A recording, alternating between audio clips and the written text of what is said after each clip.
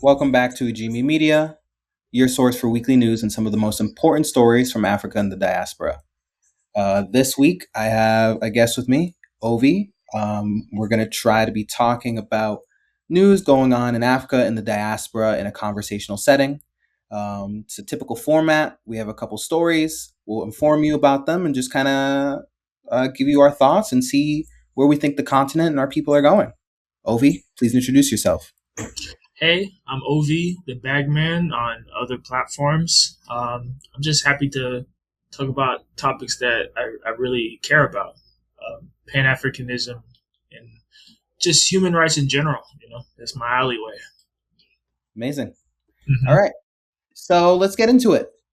This week, there was a migrant crisis in Ceuta. That was probably the biggest headline this week. Uh, hmm Roughly 49,000 to 60,000 migrants crossed from Morocco into hmm small Spanish territory on the Yeah, North Africa. yeah, And it caused a huge crisis in Europe. Big reactions. Italy was prepared to lock Spain out of the Schengen area, which is essentially the area of free movement within the EU. Uh, hmm we saw reactions from other countries, and Spain has a very liberal government at the moment, and apparently they were still very tough on the migrants. Right? They hmm quickly responded, and by the end of it, migrants were returning back home willingly because of the poor treatment from the Spanish government. hmm And so we're kind of left with there was this big issue, the migrant crisis. It's happening. It's people are still flowing into Europe, and Europeans are much more strict than they were a few years ago. Right? A few years ago, they wanted to let people in. And Spain, despite having a liberal government, was not going to let that happen because they knew it was an electoral challenge. The far right quickly ran on that. Um, hmm they went to the territory and tried to record themselves showing the migrants there.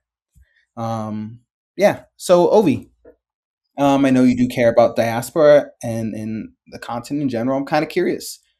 What do you think about this migrant crisis, and what do you think of this event in particular? This is a very layered, um, you know, event that happened as far as causality and I guess my overall perception of it. I think first and foremost, oftentimes when we hear like large numbers, we forget like those are people, and these people have fallen victim to like um, just an occurrence that probably wasn't optimal for their livelihood. Hopefully they were all safe. That's the first thing. Secondly, you can correct me if I'm wrong, but wasn't there like some type of alert that the gates were open, and that wasn't the case? Like, I think I seen something. I could be misinformed where somebody was like, "Oh yeah, it's open. We can go." And turns out that wasn't the case. So it turned into like an immediate crisis, or like it was a spontaneous event that the Spaniards were not ready for. Did you hear anything about that? So this was very spontaneous, but we kind of don't really know why there was just the mass flow into Yeah, the region. Some say just because a lot of people thought there was a more favorable government. Spain blames the human traffickers, right, by saying, right, "Oh, you go to Spain now, they'll let you in. The government is kind towards migrants. This is a great right. opportunity." Yeah, so I don't know if there was some mishandling as far as information because one huge onslaught of people versus like a flow of people coming in would signal that there was like an occurrence that happened, right? I could be incorrect about that. But as far as like where we at as far as like commerce and geopolitics, it's just a vicious cycle because once you label somebody as like migrant, right, it becomes kind of a subcategory of like human.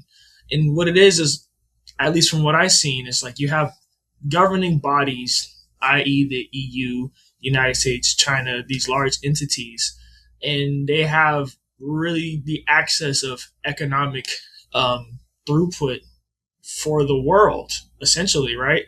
Um, People who are like native to other places do not have a stronghold or at least a large enough presence in what drives the economy, so to speak. So they seek oftentimes prospects elsewhere, right? Of course. Yeah. And with that, people sometimes are scratching their head like, why would they want to? It's like, well, considering the conditions to uh, better their lives, some people just seek other options. But Where, but just a quick follow up, Ovi, right? yeah, yes, sir. Because I get what you're saying, right? It's the Mm-hmm. pursuit of better opportunity. But something Right. I'm a bit confused about is, right, and this is according to news sources like New York Times, BBC.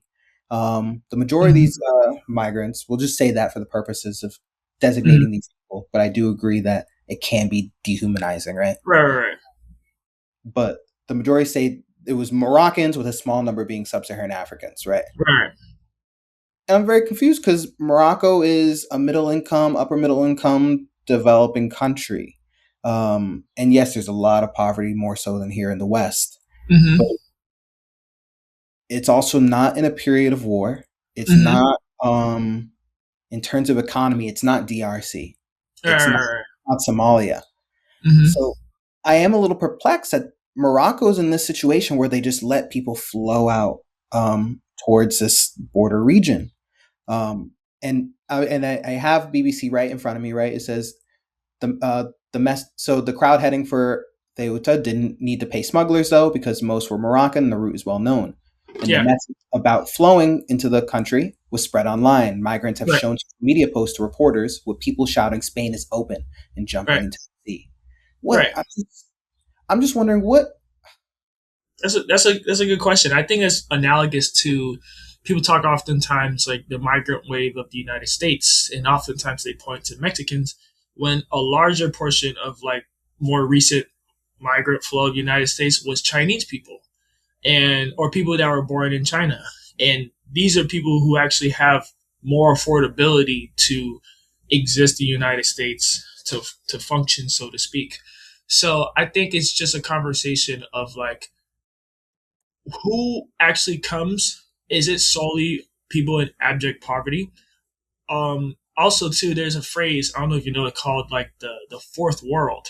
I wouldn't classify Morocco as having the fourth world, although essentially I guess any place can have it. Is where you will find poverty in places where you would think that like the country's pretty well off. But in terms of Morocco, right, that's a place that has a lot of resources. You're talking about phosphorus. There's a thing that like grows plants. But it's just like who has access to that? And even so, even if you have access to certain resources or you have um, a job, it's like there is like a projection and having access to like global markets or something outside of what you have is just making you more a viable candidate. The huge swath of people, that's still something that maybe people don't know yet, but I can see that happening because that's more common than not. It's not just people who are in like these, I guess, desperate situations and in the way we think of like people leaving the country. So what's it called? Before we move on to the next story, I want to ask a final Mhm. question. Right? What's up? How do we move on from this? Right. So this has happened. Migrants have started going back into Morocco, but this isn't going to be the last time we hear this headline, Yeah, and yeah. it's going to keep happening. So who is responsible for addressing this crisis, and what do you think is the path forward, or at least if you don't know the path forward, what are the steps of figuring that out?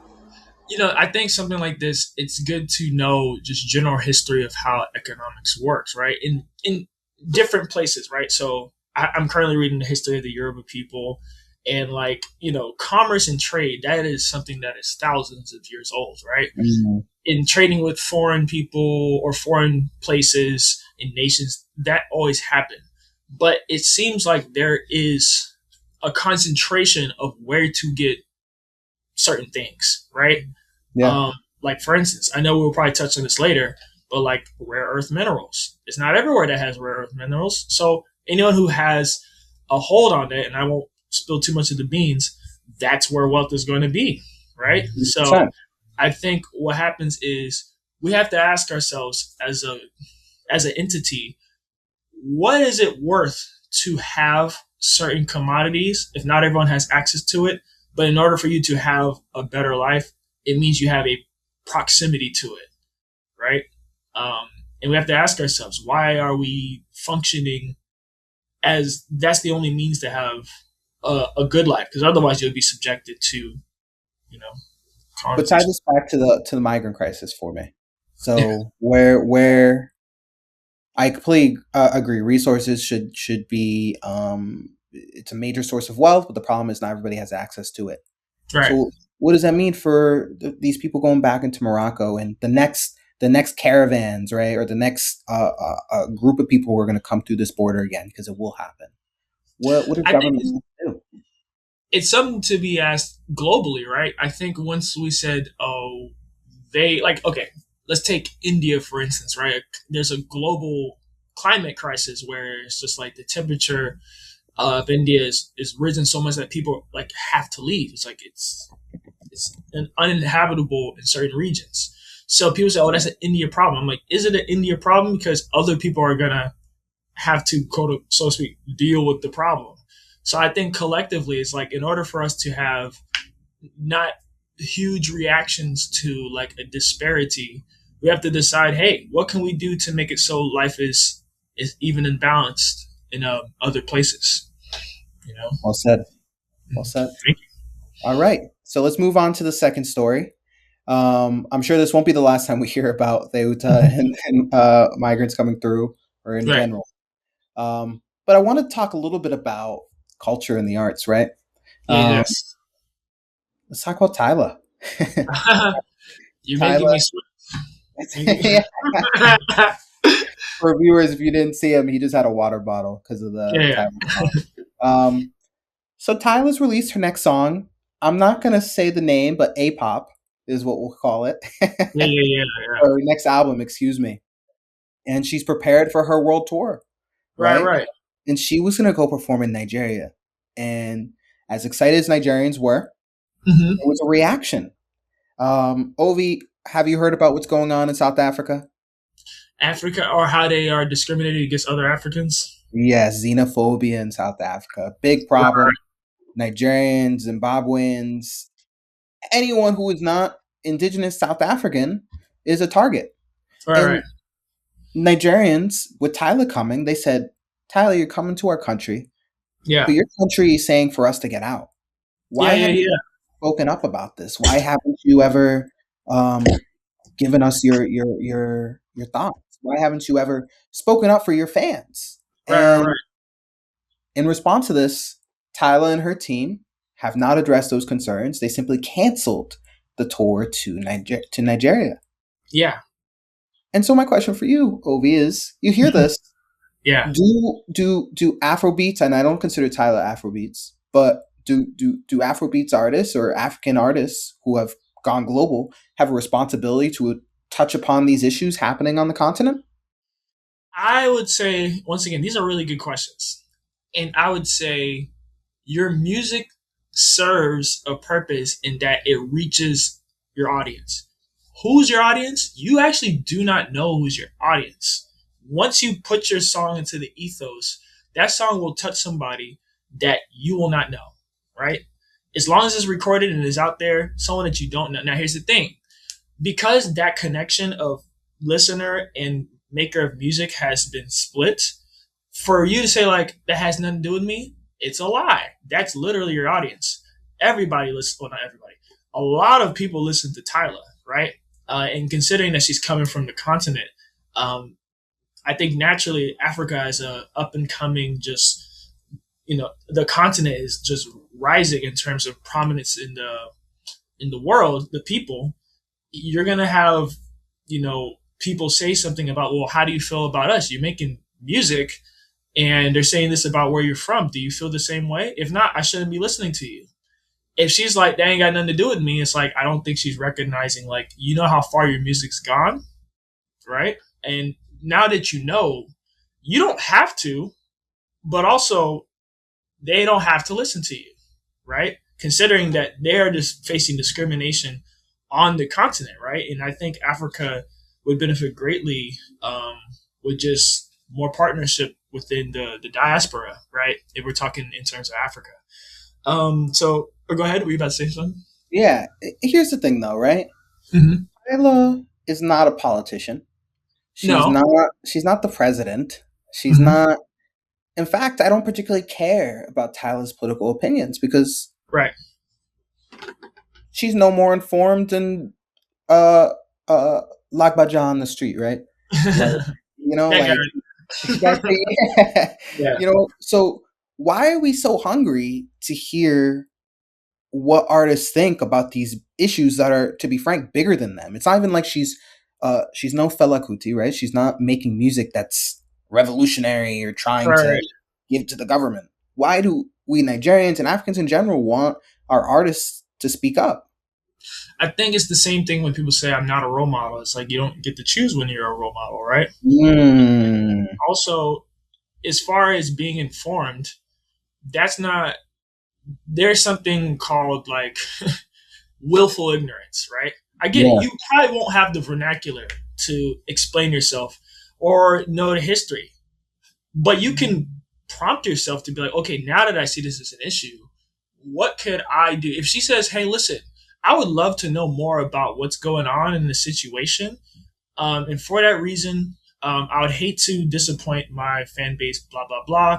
And I think moving forward, I want to be an advocate for those people who've supported me. Most people just avoid it. It's like, well, don't know what to do there. And that doesn't solve anything because guess what? For that's gonna be until she comes out with another song. And there's gonna be people that listen to Tyler anyways, which is the I can't say is unfortunate, because like if people listen to it, that's probably what Tyler wants. But for the people that were fans of her, but also like they don't know if she is also in coordinates or at least in favor of the discrimination, which I doubt. I don't know who Tyler is personally, but it's just like we would like to know because like people go to music for refuge and comfort, but knowing that they're seeking refuge and comfort from people that are like a people group, she's representative of a people group that isn't, that causes a wrestling. So I think she is liable to be informed because her fan base is in Nigeria. She doesn't have to know everything, but at the very least, it's like, hey, but that's gonna ruin the dollar. So she has to make a decision. Oh, I can't hear you, brother.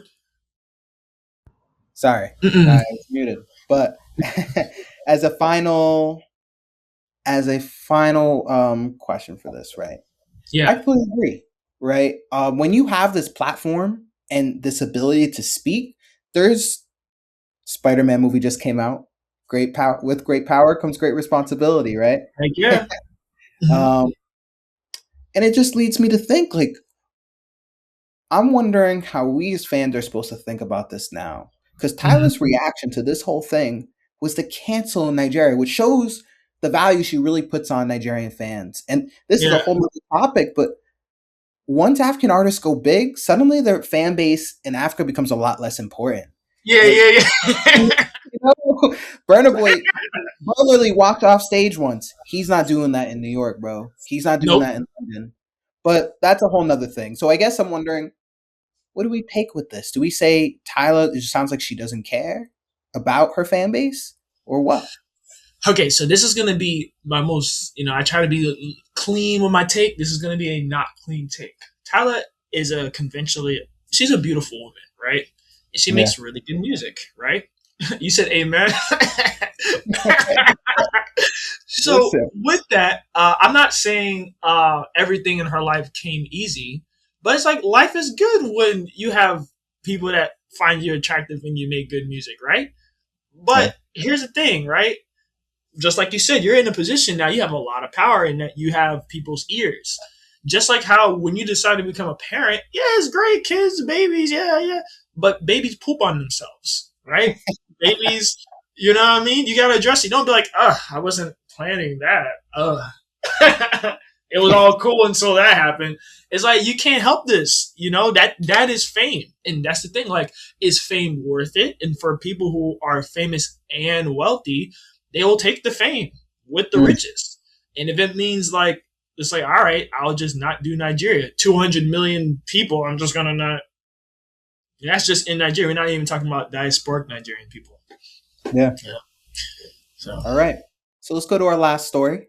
Mm-hmm. Um, our last story is still on the continent. Yeah. Zimbabwe opened its first lithium processing plant and is set to Yes. become Africa's top lithium producer. Right. Let me give you a little bit more background on this, right? Mm-hmm. Wonderful. So, a little bit of econ for Mm-hmm. fans. Stay. I promise this won't get too Mm-hmm. wonky. Yeah. But we've all heard of, or at least those of us politically engaged have heard of dependency theory, where Yes. us on the African continent, or even Black America, the Caribbean, or really anyone in the global South that isn't Brazil, China, India, right? Yeah. We Bricks. exactly we Mm-hmm. we we export, let's say, diamonds or gold or oil, Mm-hmm. sell that to the rest of the world, but then in turn use that money to buy processed oil, Yeah. refined Yeah. Yeah. diamonds, uh, gold bars. So we don't do these processes that add value, add that increase the value of these raw materials on the Mm-hmm. continent. While look at a place like China that's created millions of jobs by doing that exact thing. Yeah. So at first glance, this what's happening in Zimbabwe here sounds like a wonderful opportunity. Yeah. But then you dig Sounds a little, nice. it does. But then, my friend, you dig a little deeper, right? It's owned by a Chinese company. So I was about to say that. I was Yeah. about to say that. So Why, Ovi? I'm curious your thoughts on this, right? What should we just be happy that we have a processing plant and Zimbabweans are being hired, or does ownership matter more? no and no. All right. So here's the thing. There's so many things in which I will say this to be fair, right? Considering where we are at in terms of global markets, having access to these metals, these highly conductive metals and rare earth metals, or lithium is in batteries, right? So in Yeah, terms of using electric charging, cars. right, yeah, and charging devices and stuff. Those are the next, like, we're moving away from oil and we're going towards predominantly a rare earth metal driven, technologically centered economy, right? In terms of like CO2 emissions, I can't even say it's better because digging it up from the ground is one thing. But the reason why I'm not for it in terms of like Zimbabwe ownership, because once again, Zimbabwe doesn't own it, right? China Yeah, does, right? And this is not an indictment on Chinese people. I'm more so talking about enterprise from the country of China. They actually are the leaders of rare earth mineral plants and deposits, right? yeah, So they have their own plants. Now there's been like pushback on them having it. One, because like people have been getting cancer from it, and two, they said, "Oh, it's getting bad for the environment." They was like, "Man, dang, it is bad for the environment, isn't it? All right, let's just do it someplace else." yeah, Hey, yo, Congo, yo, Zimbabwe, you don't mind if we do this? And only the elite class would have access to, I guess, some of the riches, right? But in yeah, terms of everyone else, yes, providing jobs. I think in the DRC, not Zimbabwe, the people are getting paid like $2, maybe $10 at the most an hour. Some kids are doing this. So we have to ask ourselves, like, technology in terms of economy, is it necessary? Because I think also your usage of technology goes hand with culture. In your culture, why is that necessary? We are like, technology has now, I mean, we're using a laptop, right? So I can't be like we're not in this. But why is it so that in order for you to have riches is contingent on what you use? A car, your phone, your laptop, your TV, literally having access to a camera. All these things are contingent for your prospects of economy. Why? And I think that is more so, it's like, for lack of better words, I'll be, hot button right here. It's a disease, you know? We don't know another way on how just to live and not be, using these things that extract resources from the ground. Um, so no, the only good from it is like, if it was localized, right? And it wasn't mass, like a commercial usage thing, go ahead, dig up what you got. It's like your land, do what you want. But it's just like the constant, basically, pillaging of resources, and it's not going to benefit all Zimbabweans. You're going to get a really wealthy Zimbabwe person, maybe a couple, and the rest. I'm not saying everyone in Zimbabwe. That's the misconception. There are good, well-to-do people in Africa, and it's not everyone that's poor, but there is huge wealth disparities Yes. objectively in Africa. So Sorry about that. We had some technical difficulties, but I was just asking Ovi a question. How, and I'll just keep it narrow. mhm. Um, how do we get people to see behind these headlines? Because we see this lithium processing plant, amazing. Mhm. Then we realize it's owned by China. How do we get people on the continent specifically Uh-huh. to think beyond just jobs and think we want ownership? Can I put on my tinfoil hat right now? Yeah, go I'm ahead. Go just ahead. I think it's a cultural thing, right? Like this you said 2 minutes. Oh my bad, I'm so sorry. Um yeah, we have to ask ourselves, what is it that we truly like want, right? And do we want the same thing these elite people want, right? And the answer is like on the surface, yeah, because like, oh, I work and I can get stuff and I have resources. Is like, okay, but what type of resource? And I Mm, think to see beyond that is to really tell people, I'm like, okay, this thing that you have, this phone, you know what it took to have it. Your all the things that you use. What does it? It doesn't come out the sky. You pay for it, but that is lost. yeah. And so we once people know, it's like, well, shoot, I don't want to do it like that, right?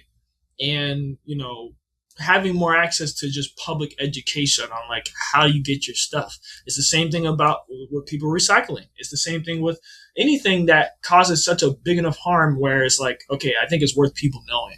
So in Great. this way. Wonderful. Well, that's it for this week. Those are our three big stories. We will continue to keep an eye on what's happening on the continent and keep you all informed.